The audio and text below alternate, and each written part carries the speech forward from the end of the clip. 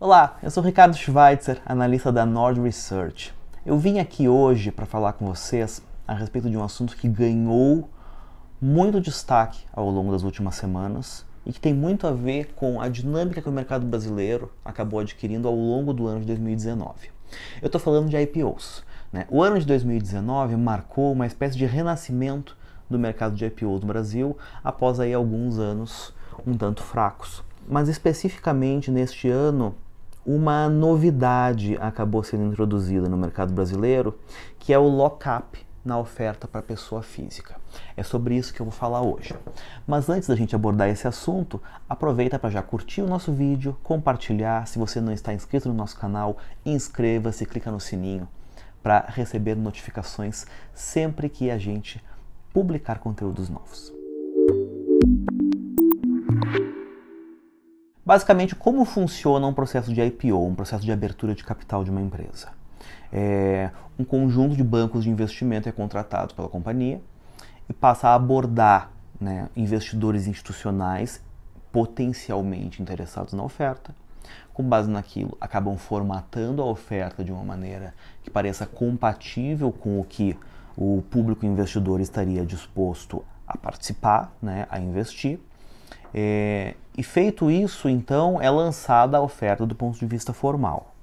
Quando sai o prospecto, quando sai o anúncio de início, enfim, com todos os parâmetros, volume de recursos, destinação, se a oferta vai ser primária ou secundária. Oferta primária é a oferta que os recursos vão para dentro do caixa da empresa, oferta secundária, recursos vão para o bolso do acionista vendedor. Intervalo de preço, todas essas variáveis elas acabam sendo construídas a 4 ou a 6 mãos. 4 ou 6 mãos eu quero dizer, ou entre companhia e empresa, ou companhia, empresa e público investidor. E quando a oferta vem a mercado efetivamente, você tem uma grande parcela dos recursos destinados à alocação junto a investidores institucionais. No Brasil, tipicamente, 90% das ações ofertadas em um IPO são destinadas a investidores institucionais. E você tem uma parcela que é dedicada à oferta de varejo, tipicamente 10% no caso brasileiro. O que aconteceu no passado? 2007 eu acho que talvez tenha sido o ano mais emblemático dos IPOs no Brasil. Se bem me recordo, a gente teve um pouco mais de 60 ofertas aquele ano. E com esse grande número de ofertas, surgiu uma figura entre os investidores pessoa física que ficou conhecida como flipper. O que é o flipper? O flipper é o sujeito que participa de uma oferta de ações com a finalidade de, já no primeiro dia de negociação, vender as ações na expectativa de que, enfim, no primeiro dia de negócios, a ação vai ter uma valorização significativa e, consequentemente, ele vai ter uma oportunidade de lucro rápido. Isso foi muito comum no ano de 2007, quando a gente chegou a ter na Bolsa Brasileira, acho que até 3, talvez até 4 IPOs ocorrendo na mesma semana. Eu me recordo nitidamente que naquela época eu trabalhava numa corretora e o que nós víamos acontecer eram investidores pessoa física entrando em todas as ofertas de maneira indiscriminada, colocando valor mínimo em cada uma das ofertas, simplesmente com o objetivo de vender no primeiro dia. E cá entre nós, quem fez isso lá em 2007, na média ganhou bastante dinheiro. Mas o mercado avançou, se aprendeu coisas com essa experiência e numa tentativa de evolução do mercado, alguns mecanismos começaram a ser propostos com a finalidade de coibir esse tipo de comportamento. O primeiro deles aconteceu ainda lá atrás, que era vetar a participação em determinadas ofertas de investidores que em ofertas anteriores tenham adotado esse tipo de comportamento. Isso acabou não gerando o efeito desejado, pelo contrário, o que a gente tem de memória dessa época é que a maneira que as pessoas encontraram de burlar essa restrição era, na verdade, entrar numa oferta ela própria, na outra oferta entrar com o CPF da mãe, CPF do pai, CPF da esposa, CPF do sobrinho, CPF do cachorro. Teve gente nessa época que negociou na bolsa com 10 CPFs diferentes, com a finalidade de evitar cair nesse filtro dos flippers. Talvez valha a pena fazer alguma consideração sobre por que isso passou a ser percebido como um problema. Quando você participa do IPO, você indica, né, o valor que você quer investir, mas se a demanda for superior à oferta, os investidores podem acabar sujeitos a um rateio. Então imagine a seguinte situação: você sinaliza que você quer investir num IPO de uma determinada empresa R$ 50 mil. Só que como existia uma grande demanda por outros investidores, a empresa, junto com o banco de investimentos, decide, bom, não vamos atender integralmente a todos, vamos oferecer para cada um, no máximo, 20% do valor que foi ofertado. E, consequentemente, você que esperava sair com 50 mil, sai com 10 mil. O que começou a acontecer naquela época, e esse foi um movimento que a gente viu se repetir ao longo dos anos em outras ofertas, em tempos mais recentes, foi que o investidor pessoa física majoritariamente tinha como resultado da sua participação nas ofertas um montante muito pequeno de ações por conta do efeito de rateio. E isso foi atribuído a quê? À grande presença de investidores de perfil flipper nas ofertas. Então você que tinha uma cabeça de investidor de longo prazo e gostaria de participar de uma oferta num valor maior, com a intenção de carregar as ações por um período mais longo, acabava, de certa forma, prejudicado pela demanda de outros investidores que tinham, na verdade, uma intenção de curto prazo com relação à empresa. O que acabou acontecendo esse ano? Foi introduzida uma novidade nas ofertas públicas, que foi a possibilidade da pessoa física fazer a sua reserva com um lock-up. O que é o lock-up? É um compromisso, né? E não é só um compromisso de palavra, né? Efetivamente você fica operacionalmente travado de não vender as ações que você adquire no âmbito da oferta por um determinado período de tempo. O que acaba acontecendo? Você passou a ter duas categorias de oferta para a pessoa física, com lock-up e sem lock-up. E na hora de fazer os rateios, você privilegiou os investidores aderentes ao lock-up, enquanto os investidores não aderentes ao lock-up se viram mais sujeitos a rateio. Essa seria uma maneira, digamos assim, de premiar a participação do investidor que não tem um perfil flipper. Qual é o grande problema desse mecanismo, na minha opinião? Em primeiro lugar, o lock-up, por definição, ele se dá somente aos investidores pessoa física que tiverem optado por ele. Ele não se aplica nem aos demais investidores pessoa física, que estão sujeitos a rateio, e nem aos investidores institucionais, que estão lá com os outros 90% da oferta e que podem, em tese, comprar e vender ações da maneira que bem entenderem. Isso cria uma desvantagem relevante, na minha opinião, para o investidor pessoa física aderente ao lock-up. E por que isso é importante? Num processo de oferta pública, já existe, pela sua própria natureza, uma assimetria de informação muito grande entre os investidores institucionais e os investidores pessoa física. Por quê? O primeiro ponto é aquele que eu comentei no começo da minha fala. As ofertas de ações, elas são construídas de maneira a atender, a agradar ao apetite do público institucional. Além disso, o investidor institucional conta com muito mais informação a respeito das empresas do que o investidor pessoa física, que geralmente conta somente com o quê?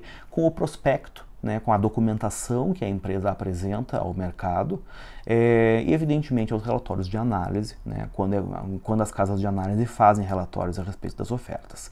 Ao passo que o investidor institucional, ele teve um contato prévio com a empresa ainda na fase da estruturação da oferta, ele acaba tendo contato com os analistas das instituições que coordenam a oferta, tanto na forma de relatórios de circulação restrita, quanto na forma de reuniões com o objetivo de discutir a tese de investimento, reuniões privadas. E ainda, no caso dos institucionais de maior porte, durante o período da oferta, os bancos, em conjunto com a empresa ofertante, organizam uma série de reuniões privadas em que os executivos das empresas vão nas principais assets, visitar os principais investidores institucionais, também com a finalidade de apresentar sua tese e vender seu peixe, digamos assim. O investidor pessoa física não conta com absolutamente nada disso. Então, por definição, já existe um abismo em relação ao volume de informação que o institucional conta com relação a uma oferta, a uma empresa que está abrindo capital, em relação ao investidor pessoa física, que é um tanto marginalizado na oferta conta com a parcela mínima do total de ações que serão ofertadas, conta com um volume muito menor de informação e ainda agora tem o rateio condicionado à sua intenção de participar da oferta de maneira continuada ou vender as ações no curto prazo.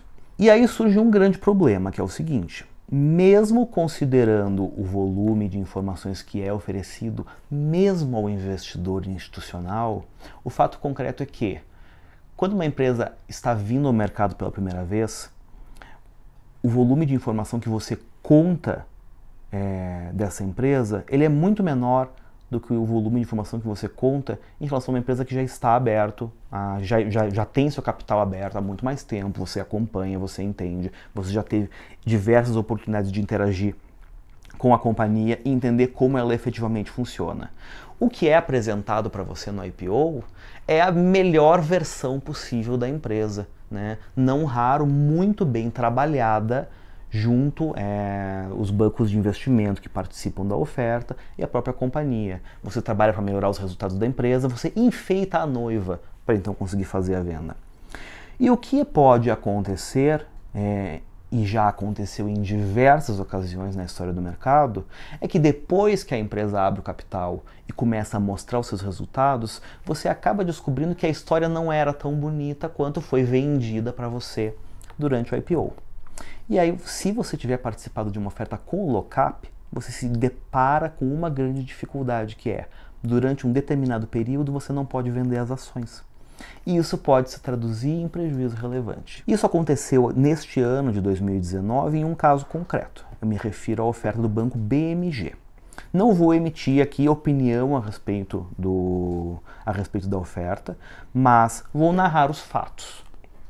Teve a oferta teve lock-up, o volume destinado aos investidores que aderiram ao lock-up foi evidentemente maior do que os investidores que não aderiram. E o que acabou acontecendo foi que, após a primeira divulgação de resultados do BMG depois da oferta, começaram a surgir no seu resultado despesas, principalmente relacionadas a provisões, que não eram esperadas ou que não eram possíveis de ser antevistas com base nas informações que a companhia havia passado ao mercado, fosse na forma do seu prospecto ou fosse, acredito eu, nas interações que os analistas que faziam, que participavam da coordenação da oferta passaram aos institucionais, ou mesmo que a companhia tenha sinalizado aos investidores institucionais.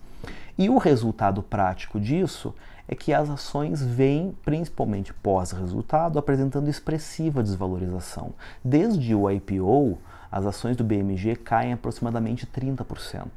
Isso é bastante coisa, principalmente para um período tão exíguo. E basicamente o investidor que optou por participar de uma oferta com o lock-up, ele não pode vender. Ele está ali vendo as ações que ele detém desvalorizando de maneira expressiva e não pode fazer absolutamente nada por conta do compromisso que assumiu. Outras coisas que nós precisamos ter em mente, que nós já tivemos no mercado brasileiro.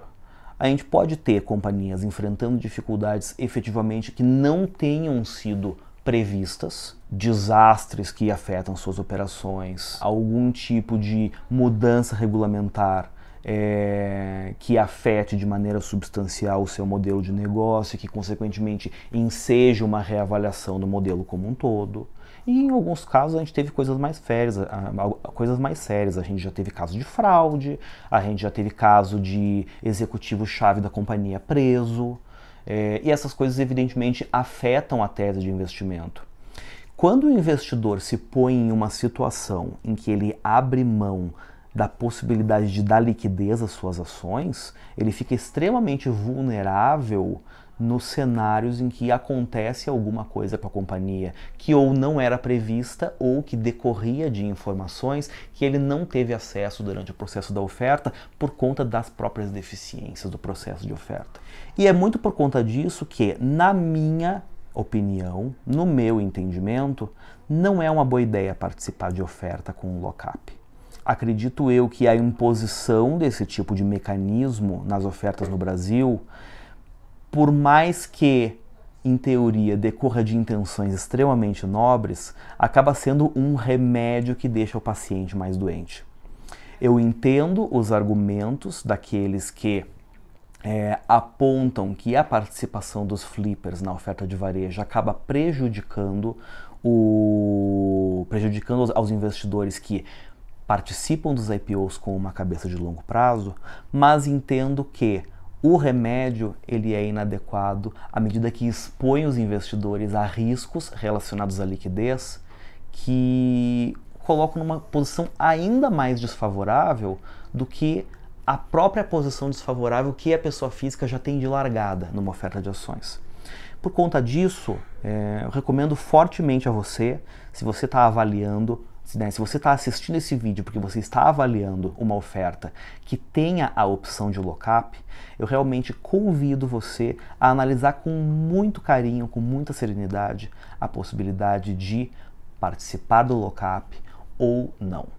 Particularmente, eu, Ricardo Schweitzer, penso que é 1 milhão de vezes preferível você participar da oferta sem lock-up, levar muito menos ações do que você gostaria de levar, eventualmente perder uma oportunidade de ganhar mais dinheiro, caso as ações se valorizem efetivamente, do que se ver amarrado, algemado a uma posição, a um investimento que de repente não faça mais o sentido que fazia no momento em que você adquiriu as ações. Era isso que eu queria compartilhar com vocês hoje. Se você gostou desse vídeo, curte, compartilha, mande para alguém para quem você acha que essa informação possa ser útil também. Continue acompanhando as nossas publicações aqui no canal da Nord Research, que com toda certeza nós faremos muito mais coisas que são interessantes para você. Muito obrigado por acompanhar até aqui. Até a próxima. Tchau.